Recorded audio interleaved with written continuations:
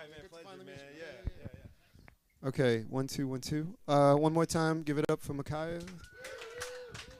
So I'm Jeff. I'm just gonna ask him a couple of questions, and I guess if anybody else has questions, you can also ask them. But this is the name of the record is Universal Being. So what should people know about the record and its conception and its creation that you want to share? Yeah. So all the music that I was sampling right there was all created from a variety of improvised music sessions that I did with musicians from Chicago, L.A., New York City, London, and people who have, I mean, various backgrounds in these kind of transnational cities, so to speak. And I brought all these people together. We improvise, you know, like jazz musicians do, right? And then I take the music and I chop it up and I do a variety of different ways to produce it and kind of realize those moments into some sort of compositional kind of manner through beat making and production. And so that's really the album kind of has those two different parts. You know, one is the fact that it's improvised and it's like the whole process is about doing this, and the other process was actually traveling, you know, and doing a show here that was recorded. That was the last track was sampled from a show in Queens that some of you guys were at, and then also L.A. We did a session in London and as well as in Chicago. And but this for those who are new to your music, this is how you do this. So who I guess in both respects, as far as like producing and live instrumentation, who would you say are your primary sort of inspirations and influences, either on the drumming side or on the production side? Well, I grew up in a musical family, so I always kind of pay homage to my parents and the records that they made, which were, kind of genre pushing in each of their kind of respected fields and areas or genres or however you want to think about that. Um, so like, the work my dad did, Stephen McCraven with people like Archie Shepp and Sam Rivers, and just like himself producing records was a big inspiration for me. And my mother doing kind of Hungarian folk music and mixing with different genres. And when she came to the States, and after meeting my father, so those are like my primary influences in like a pursuit of music and playing drums, like my dad, and just music in general. And then like on a production side, I just kind of grew up listening to like Pete Rock and Tribe Called Quest and just hip hop, and then I think later it was like when after I started dabbling in beat making and stuff, I came across Madlib, and I was just really intrigued in the way that he was sampling jazz and avant-garde jazz, and also his use of instruments in the studio in Jay Dilla. So and then yeah, just checking out just like I listened to hip hop as a drummer, and it was like how are they making that, because when I play the beats and I play the keyboard part or I get with my band, it never sounded the same as actually sampling, and that just kind of led me to experimentation with uh, computers and shit. So, computers and shit. Yeah, the technical term. What? So how long did it take you to sort of develop this? Like as you've described it as a collage style, I guess. This type of approach, because your previous records also employ this approach. Um, no mic drop around here, you know what I'm saying? I think it was like around 2014 we started doing improvised sessions in Chicago with International Anthem at a place called the Bedford. It was just like a weekly residence we had, and I had a variety of musicians that would come through, and when we were just recording every week just because we could, we're like, what's gonna come of this? Who knows? And when I was taking the material back home, and I'd always like put it in Ableton when I wanted to listen back. I don't know, just first and foremost, I was like, oh, I got a reverb here, and I can like compress it a little bit. But then I was like, also just like the way my mind goes, I immediately would just like throw a loop on, and and be like, oh wow, this is really dope. If I actually loop it and I listen to this kind of moment that was really passing by in an improvised context, where like those moments when we're playing live with nothing preconceived, there's a lot of searching, there's a lot of trying to figure out what's happening in the moment. It can be awkward, It's not just like naturally like, hey, we're making amazing music together like that, but we're finding each other and we're having this discussion in a vulnerable place in front of an audience to have no music and just to do that. And so I found listening back would be like there's all these interesting moments, but it was never like fully formed like tune or something. And once I started chopping it and sampling, I was like, wow, there's so much composition in everybody's improvisation. And it really made me think about like when you listen to a lot of when you find samples and on records that you love and you're like you hear it and you're like, oh, that's the sample from that song, and it could be this little tiny moment, or there's just like, or even if there's a sample from, like I'm thinking of I think I Love Music, they sample it in for Nas, I think it's Premiere maybe, but The world is yours. the world is yours, thank you. And I just remember like listening for where that sample was because there's a lot of repetition in the piano. Ahmad Jamal. There's a lot of repetition there, and just find the right moment where they played that chord that was that exact sample, and not the other one that if you sampled it would be like a similar beat. I just find that really interesting that like little moments in time can be captured and create like a whole new sonic space that doesn't really exist in the real realm or our realm right here. Yeah, and I mean, I guess there's a precedent for it, even from the jazz side, if you're talking about like Miles Davis and Tio Massaro and what they were doing, in terms of editing and post production as it applied to improvisation. Um, why do you think, in this moment right now, with the generation of people, younger listeners and musicians in particular, that jazz is sort of, and improvisational music in general is sort of enjoying some sort of a resurgence, or at least a little bit more spike in interest than it has in perhaps previous generations? Um, I mean, I think there's a lot to unpack right there. Um, but I would say there's something to be said, in my opinion, just about the state of the world, and the fact that a lot of music that we get is really cookie cutter, or even like it's on the grid.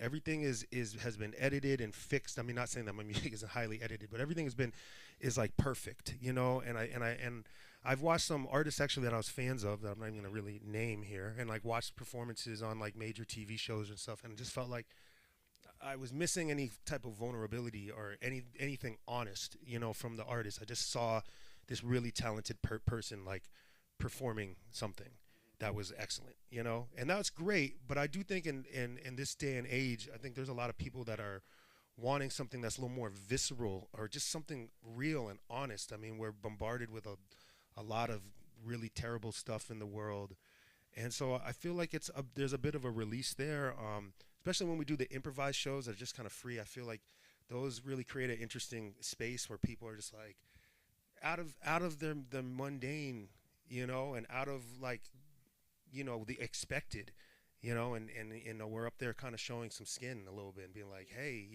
we're out here. Do you guys want to have an experience with us? And I think that's needed. I think there's a demand for just that in art, in culture, in society, um, and I think that's one part of why this type of music is resonating. But like historically too, I mean, the digging culture I think has really had a resurgence in like people looking back to old records. And one thing that inspired me was I started realizing that there were young people or people my generation that knew more about jazz records than the people that were coming and paying $45 a ticket to come see me play at a jazz club. You know, and they were like into the records. They knew the personnel. They're into the old shit and like the real stuff, all the stuff that people in the jazz sphere are debating about. And then you got crate diggers over here being like, I got this, 1975, 1959, blah blah blah. And I was like, yo, y'all like that? Really?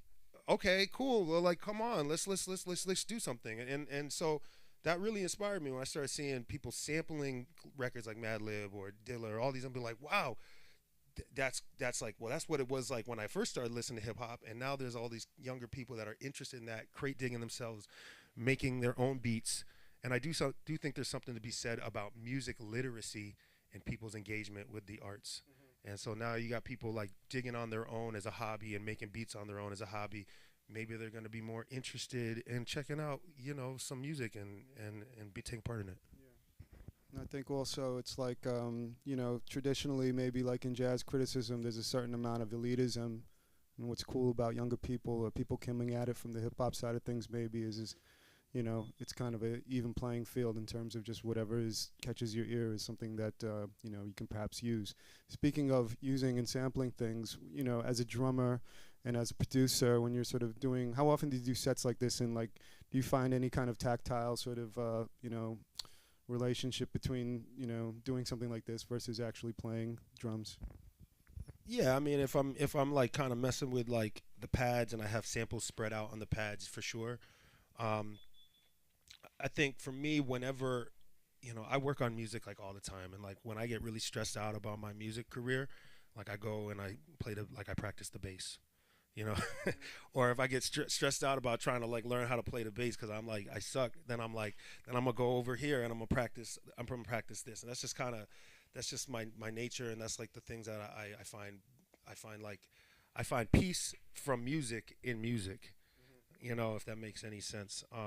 So like whenever it is, I'm basically my mind is on like growing and trying to like achieve the kind of ever fleeting goal of mastery in the arts and music. And so yeah, playing this has like been an experience, and checking out people who are really good with different stuff and being like, how do I do that and how do I do this? And so yeah, I mean there's something similar, but playing the drums is totally different, and playing the bass is different. But they're all, to me, it's all part of the same. It's all part of the same mission, which is trying to create music that speaks to people, and that I can create honestly, and so I can like be here and like just like have moments with people. I mean, simple, really, really simple. It's really simple. And I guess maybe in conclusion, Universal Beings, name of the album. Um, what are your thoughts on just like this idea of the value of the collective in some respect, whether it's a musical collective, working together to create something, a room full of people like right here in this moment, or whatever it might be. What do you feel is the value of that and the importance of that, and how does this record represent that to you? Well, I mean, as an artist, and somebody whose job is like not maybe the same type of urgent necessity, to like life as it's just sustenance and cleaning up everybody's shit. But like I really hope that like or one of the strongest things I feel like I can do as an artist is bring people together. Is a matter just like in a room for a performance.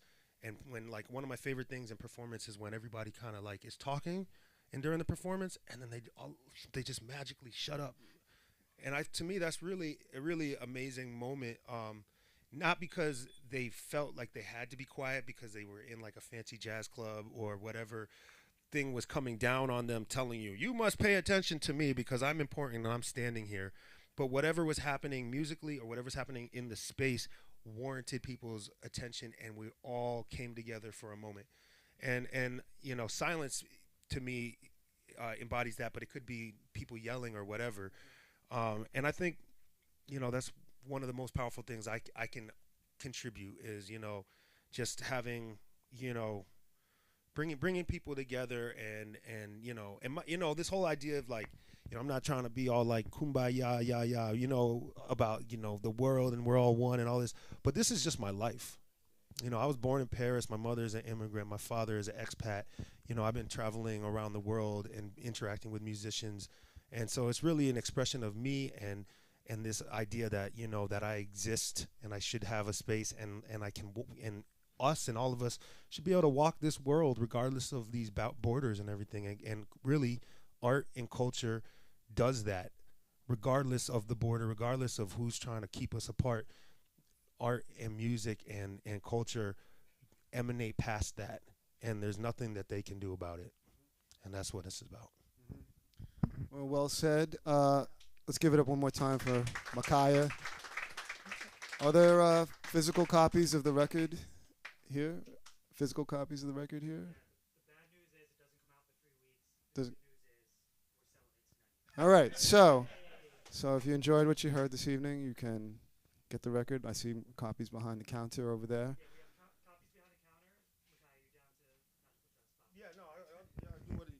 Yeah, well, whatever, man. He'll sign the record if you want. So if you guys want to buy the record and have it signed, you can just line up over there by the cash wrap, and then we'll get you comfortable. I'm sure. All the things you asked for. All right. Yeah. All right. So one more time, Makaya, say thanks to him one more time. All right. And thanks to the lab for hosting another wonderful event. Give it up.